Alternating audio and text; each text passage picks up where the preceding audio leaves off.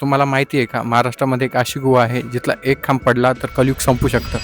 तर जसे वारकरी पंढरपूरची वारी करतात, तसंच प्रत्येक ट्रेकरच्या मनात खास स्थान असलेला गड म्हणजे हरिश्चंद्रगड. पुणे, ठाणे आणि अहिल्यानगर या 3 जिल्ह्याच्या सीमेवर वसलेला हा गड समुद्र सपाटीपासून सुमारे 5,000 फूटच्या उंचीवर आहे. गडावर जाण्यासाठी पाचनाई आणि किरेश्वर हे प्रमुख गाव आहेत. गडावर पोहोचल्यानंतर सर्वप्रथम आपल्याला दिसते ते प्राचीन हरिश्चंद्रेश्वर मंदिर. मंदिराच्या गर्भगृहात सुंदर शिवलिंग आहे. मंदिरासमोरच असलेली पुष्करणी विशेष लक्ष वेधून घेते. या पुष्करणीत एकूण 14 कोनाडे आहेत. असे मानले जाते की या कोनाड्यामध्ये भगवान विष्णूच्या विविध रूपांच्या मूर्ती स्थापित होतात. मंदिराच्या शेजारीच आहे रहस्यमय केदारेश्वर गुहा. ही गुहा मुळातच 4 खांबावर उभी होती. स्थानिकांच्या मते हे 4 खांब 4 युगाचे प्रतीक आहेत. आज त्यापैकी 3 खांब कोसळलेले आहेत आणि असे सांगितले जाते की कलियुग संपल्यावर 4था खांबही कोसळेल. त्यानंतर आपण कोकण कड्याला पोहोचतो. हे भटकांसाठी मोठे आकर्षण आहे. इथून दिसणारा क्लाउड गॅदरिंग असो, सनसेट असो किंवा इंद्रवज्र असो.